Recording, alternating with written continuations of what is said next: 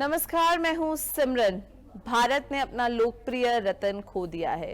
भारत के चहीते रतन टाटा का निधन हो चुका है। भारत को बदलने में जिनका बहुत बड़ा हाथ था, कल उनका हाथ हम सबके ऊपर से उठ चुका है।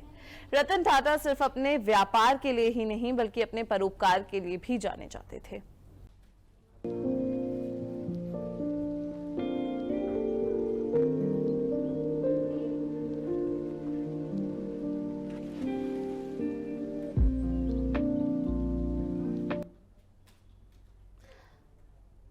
भारत ने अपना रतन खो दिया है। देश के सबसे लोकप्रिय रतन टाटा का निधन हो चुका है। भारत को आगे बढ़ाने में जिनका बहुत बड़ा हाथ था, उनका हाथ हम सबके ऊपर से उठ चुका है। रतन टाटा सिर्फ अपने व्यापार के लिए ही नहीं बल्कि अपने परोपकार के लिए भी जाने जाते थे। 2 दिन पहले रतन टाटा ने बताया था कि अब उनकी तबीयत ठीक हो रही है और वो रूटीन चेकअप के लिए हॉस्पिटल गए थे, लेकिन आखिरकार ऐसा हुआ क्या जो देर रात उनकी मृत्यु की खबर आई। इसके लिए हमारे संपादक राजीव जी हमारे साथ जुड़ रहे हैं। राजीव जी, मेरा सवाल आपसे ये है कि रतन टाटा ने 2 दिन पहले बताया था कि अब वो ठीक हो रहे हैं, उनकी तबीयत सुधरती हुई दिखाई पड़ रही थी, लेकिन अचानक से कल रात ऐसा क्या हुआ जो उन्होंने अपनी आखिरी सांसें ली ब्रिज कैनेडी हॉस्पिटल में मुंबई में? बिल्कुल, देखिए सिमरन 2 दिन पहले ही उन्होंने कहा था कि मैं बिल्कुल ठीक हूँ। सोमवार को जब रतन टाटा की तबीयत बिगड़ने की खबर आई थी, उसके कुछ घंटों बाद ही खुद रतन टाटा ने कहा था कि ट्विटर पर हैंडल पर उन्होंने पोस्ट भी किया था कि लिखा था कि सभी का धन्यवाद जो मेरे लिए चिंता कर रहे हैं। मैं बिल्कुल ठीक हूँ, चिंता करने की कोई बात नहीं है। मैं बढ़ती उम्र में जुड़ी बीमारियों के रूटीन चेक के लिए हॉस्पिटल में आया हूँ, लेकिन देश को ये दर्द रहेगा कि वो इस बार अस्पताल से लौट नहीं पाए। सिमरन, सबसे बड़ी बात है कि बुधवार की देर शाम उनका निधन हुआ ब्रिच कैंडी हॉस्पिटल में। और सबसे बड़ी बात है कि वो अपने केवल उद्योग के लिए नहीं बल्कि दूसरों की सहायता करने के लिए भी जाने जाते थे। अगर उनके बारे में कहें तो उनकी दरिया दिली के बारे में अगर हम बात करें तो 86 साल के थे वो, और 28 दिसंबर 1937 को उनका जन्म हुआ था। और वे साल 1991 से लेकर 2012 तक टाटा ग्रुप के चेयरमैन रहे। इस दौरान उन्होंने बिजनेस में कई कीर्तिमान स्थापित किए। आपको बता दें कि देश के सबसे पुराने कारोबारी घरानों में टाटा समूह ने अपने जो व्यवसाय है उसको बुलंदियों पर पहुंचाया। और सबसे बड़ी बात यह है सिमरन की आज भारत के हर घर में कोई ना कोई ऐसा उत्पाद जरूर होगा जो टाटा का उत्पाद हो। तो निश्चित तौर पर लोग टाटा के नाम से उनको जानते हैं और आज उनके निधन से पूरा देश शोकमय है। प्रधानमंत्री, राष्ट्रपति और गृह मंत्री सभी ने शोक जताया है। साथ ही साथ पूरे देश की जनता काफी दुख में है। इसके साथ ही साथ देखा गया है कि वो हर किसी के लिए एक आइडल के तौर पे देखे जाते थे। जब बिजनेस में, उद्योगपतियों में कंपटीशन रहता है आगे बढ़ने का, रतन टाटा को देश का हर उद्योगपति उस इज्जत के साथ, उस सम्मान के साथ देखता था। इस पर क्या कहना है आपका? बिल्कुल, देखिए सबसे बड़ी बात यह कि उनका जो व्यवसाय था, देश को आर्थिक स्थिति देश की बहुत मजबूत हुई उनके व्यवसाय की वजह से। पाकिस्तान में भी ये कहा जाता है कि पाकिस्तान रतन टाटा का जितना कारोबार है उतना तो जितना वो आर्थिक मजबूत किए हैं भारत देश को, उतना केवल पाकिस्तान का अपना बजट है। उससे ज्यादा उनका जो योगदान है भारत की इकोनॉमी है वो रतन टाटा का है। सबसे बड़ी बात है कि रतन टाटा की शख्सियत को देखें तो वो सिर्फ एक बिजनेसमैन नहीं थे बल्कि एक सादगी से भरे हुए नेक दिल इंसान भी थे। वो देश के लिए हमेशा आदर्श और प्रेरणा स्रोत रहेंगे। रतन टाटा अपने समूह से जुड़े छोटे छोटे कर्मचारियों को भी परिवार मानते थे और उनका ख्याल रखने में कोई कोर कसर नहीं छोड़ते थे। इसके कई सारे उदाहरण हैं। हमेशा वो कर्मचारियों से बात करते रहते थे कि आखिर उनके सामने क्या परेशानियां चल रही, उनके परिवार का हाल क्या है। बहुत सारी बातें वो सुन के उन परिवारों की जो समस्याएं थी उनका समाधान करने की कोशिश करते थे। बहुत ज्यादा स्नेह रखते थे वो अपने कर्मचारियों के साथ। अक्सर ये देखा गया है कि जो कर्मचारी हैं उन कर्मचारियों की बर्थडे अगर होती थी या उनका कोई खुशी का मौका होता तो रतन टाटा अपने कार्यालय में या जहां पर वो कर्मचारी होते थे वहां पर उस कार्यक्रम की सेलिब्रेशन करते थे, वहां पर खुशियां मनाते थे। तो एक लगाव था उनका कर्मचारियों के साथ, अपने परिवार के साथ। और सबसे बड़ी बात है कि वो देश के हित में अक्सर सोचा करते थे, देश के लिए राष्ट्र भाव से क्या कुछ हो सकता है, इसके लिए हमेशा विचार करते रहते थे।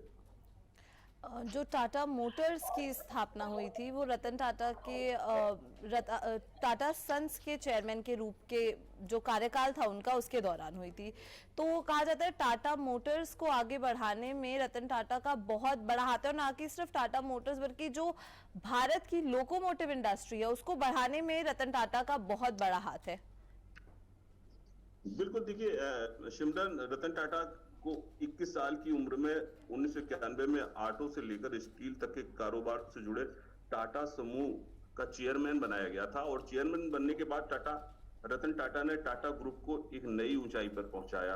उन्होंने 2012 में इस समूह का नेतृत्व किया, और जिसकी स्थापना उनके परदादा ने एक सदी पहले की थी। 1996 में टाटा ने telecom company Tata teleservices की स्थापना की थी, और 2004 में टाटा कंसल्टेंसी सर्विसेज यानी टीसीएस की स्थापना की थी, जो आज कई सारे बेरोजगारों को रोजगार दे रही है, बहुत सारे युवाओं को नौकरियां टीसीएस दे रही है।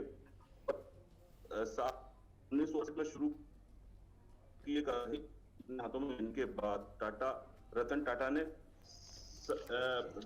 70 के दशक में टाटा स्टील जमशेदपुर में काम की शुरुआत की थी, जब कारोबार की सभी बारीकियां समझ में आई। फिर उन्होंने ग्रुप से दमदार एंट्री की और अपनी मेहनत और काबिलियत के दम पर घरेलू कारोबार में को बढ़ाया और आसमान की बुलंदियों तक अपने इस कारोबार को पहुंचाया। तो सबसे बड़ी बात है कि उन्होंने बहुत सारे प्रयोग किए, अपने व्यवसाय में भी किए, छोटी छोटी चीजें बनाई। टाटा की बाल्टी तक आती थी। आप सोचिए कि एक जमाने में लोहे की जो बाल्टियां आती थी वो भी टाटा के नाम से आती थी। टाटा टेलीकॉम सर्विस है, टाटा की नैनो आती थी कार, जो सबसे सस्ती कार जो आम आदमी की पहुंच में थी, 1 लाख रुपए के अंदर उस कार को बनाया था। तो सबसे बड़ी बात यह है कि टाटा ने बहुत सारे ऐसे अपने कारोबार शुरू किए जिनमें आम आदमी को सहूलियत मिले, कम पैसे में चीजें उनके पास तक पहुंच जाए। तो निश्चित तौर पर हम ये कह सकते हैं कि देश के एक बड़े उद्योगपति के साथ साथ वो देश का हित रखते थे। उनको ये लगता था कि कहीं ना कहीं जो पैसा है उसका इस्तेमाल सब लोगों की भलाई के लिए हो जाए। उनके पास जो भी धन था उसका इस्तेमाल उस लोगों की भलाई के लिए करना चाहते। तो निश्चित तौर पर हम ये कह सकते हैं कि एक नेक दिल इंसान थे और एक बेहतरीन कारोबारी थे जो देश के, और उनका नाम न सिर्फ इंडिया में बल्कि दूसरे देशों में भी उनका नाम लिया जाता था। तो निश्चित तौर पर एक बहुत बड़ी क्षति है। प्रधानमंत्री, राष्ट्रपति, गृह मंत्री और सभी देश के जो बड़े बड़े नेता हैं और आम आदमी है वो उनके निधन से शोकग्रस्त है। निश्चित तौर पर एक बड़ी क्षति है हमारे देश के लिए। हम सबकी ओर से भावभीनी श्रद्धांजलि है उनको। जी, रतन टाटा ने जो टाटा इंडिका का भी परिचय भारत से करवाया था, और इसको पहली स्वदेशी रूप से विकसित कार कहा जाता था, और ये रतन टाटा के दिमाग की उपज थी। उन्होंने इस वाहन को पेश करने में महत्वपूर्ण भूमिका निभाई थी, जिसे 1998 में लॉन्च किया गया था। रतन टाटा चाहते थे कि इंडिका को भारत की खरीदारी की जरूरत को ध्यान में रखते हुए डिजाइन किया जाए, और इसमें उन्होंने बहुत मॉडर्नाइजेशन भी लाया था, और लोगों की जो पूरी व्यवहारिकता थी उसको ध्यान में रखते हुए रतन टाटा ने इस कार को डिजाइन किया था। इसके साथ ही साथ टाटा नैनो का भी परिचय रतन टाटा ने देश से करवाया था। कहा जाता है कि 2003 में जब वो जा रहे थे, उन्होंने एक परिवार को बैठे हुए देखा था, एक स्कूटर पर 4 लोग अड़स के बैठे हुए थे। उसके 5 साल बाद 2008 में रतन टाटा ने टाटा नैनो को लॉन्च कर दिया था। तो उनका दिमाग इस कदर तक था कि वो इस तरीके के परोपकारी थे कि उन्होंने मिनिमम जो कॉस्टिंग लगा के वो 1 लाख रुपए में टाटा नैनो लॉन्च कर पाए, उन्होंने किया, और वो देश के हर इंसान के, हर नागरिक के बारे में सोचते थे, अगर इस बात को देखा जाए तो। बिल्कुल, देखिए सिमरन, सच बात तो यह है कि टाटा इंडिका की बात करें, टाटा नैनो की बात करें, उन्होंने जो आपने बताया कि एक स्कूटर पर एक परिवार के 3 लोग जाते हुए देखा, उसके बाद उन्होंने सोचा, उन्होंने कल्पना की कि अगर ऐसी कार हो जो आम आदमी के, मध्यम क्लास के लोगों के हाथ तक पहुंच सके और कम पैसे में पहुंच सके, क्योंकि सबका सपना होता है कार में यात्रा करना परिवार को लेकर। तो ऐसे में उन्होंने जो 1 लाख रुपए की कार बनाई वो सबकी पहुंच में थी। तो निश्चित तौर पर उसकी बिक्री भी बहुत अच्छी हुई, और आज भी कई लोगों के पास वो टाटा नैनो कार है। तो निश्चित तौर पर वो एक संकल्पना करते थे कि आखिर हम क्या कर सकते हैं जो दूसरों के हित में हो, देश के आम आदमी तक उसकी पहुंच हो, तो निश्चित तौर पर बहुत सारी ऐसे उत्पाद हैं उनके कंपनी के बनाए हुए जो आम आदमी तक पहुंचे हैं, और हर घर में, भारत के हर घर में टाटा के बने हुए कोई ना कोई उत्पाद जरूर मौजूद है।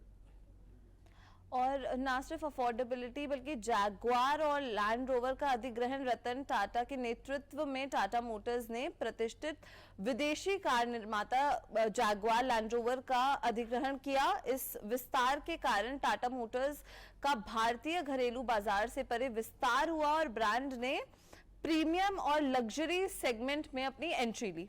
टाटा मोटर्स के द्वारा फोर्ड से $2.3 बिलियन में JLR का अधिग्रहण करने पर ब्रिटिश कार निर्माता को जो फाइनेंशियल मुश्किलें हो रही थी उनसे भी बचने में बहुत मदद हुई। बिल्कुल, देखिए जैगुआर की अगर बात करें, जैगुआर में भी उन्होंने अपनी भागीदारी की। सबसे बड़ी बात यह है कि जो हम कह सकते हैं कि हाई सोसाइटी है उसके लिए भी उन्होंने कार उपलब्ध करवाई। साथ ही साथ देखिए मध्यम क्लास के लोग हैं, जो आम आदमी जिनकी बहुत ज्यादा सैलरी नहीं होती है या रोज कमाने खाने वाले हैं, उनके पहुंच में भी कोई कार आ जाए, ऐसी भी उन्होंने कोशिश की। तो निश्चित तौर पर हम ये कह सकते हैं कि चाहे वो मध्यम वर्गीय हो या कोई धनवान व्यक्ति हो, सबके लिए, सबके हितों में उन्होंने सोचा। जिस वर्ग का इंसान है, जिस वर्ग के लोग हैं, उस वर्ग के लिए उन्होंने अपने उत्पाद दिए देश को। तो निश्चित तौर पर हम ये कह सकते हैं कि उनका बहुत बड़ा योगदान इस देश के लिए रहा है। हम लोग लगातार उनके अस्पताल में जाने के बाद यही दुआएं कर रहे थे कि उनको भगवान शीघ्र स्वस्थ कर दे, लेकिन वो अब हमारे बीच नहीं है। लेकिन ऐसी शख्सियत बहुत कम पैदा होती है। निश्चित तौर पर हमारे देश के लिए बहुत बड़ी अपूर्णीय क्षति है और हम सबकी तरफ से बेहद उनको बहुत बहुत श्रद्धांजलि। जी सर, मेरा एक आखिरी सवाल है आपसे कि रतन टाटा विवाहित नहीं थे।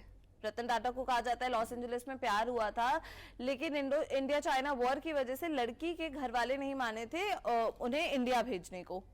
तो अब जो टाटा की पूरी संपत्ति है, आपके हिसाब से कहा जा रहा है कि टाटा सन्स जो एक चैरिटेबल वो है उसको दी जाएगी, तो आपके हिसाब से आपको क्या लगता है कि जो टाटा की पूरी संपत्ति है वो कहाँ जाएगी?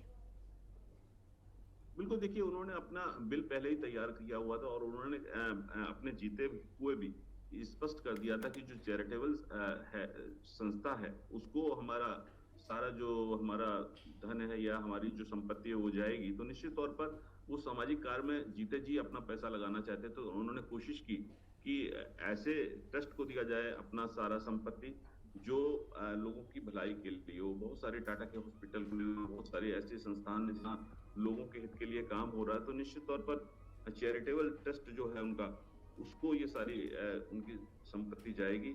हालांकि एक ग्रुप बना हुआ है जो समूह है टाटा का, वो इसकी देखरेख करेगा कि उनकी जो संपत्ति है उसका सही उपयोग हो रहा है या नहीं हो रहा है, लोगों के हित में इसमें काम हो रहा नहीं। बहुत सारे हॉस्पिटल्स हैं, टाटा के चैरिटेबल संस्थान हैं, उन सबको ये धन देकर उनके मार्फत लोगों की सेवा हो सके, इसका ध्यान रखा जाएगा। आपका बहुत बहुत शुक्रिया सर हमारे साथ जुड़ने के लिए। रतन टाटा बेशक एक ऐसी शख्सियत हैं जो हम सबके दिल में हमेशा अपनी छाप छोड़े रहेंगे और हमेशा हम सब उनको एक इज्जत और एक सम्मान के साथ याद करेंगे। आज के लिए बस इतना ही, बने रहें हमारे साथ। आज के लिए बस इतना ही, हमारी तरफ से रतन टाटा को भावपूर्ण श्रद्धांजलि। बने रहें हमारे साथ।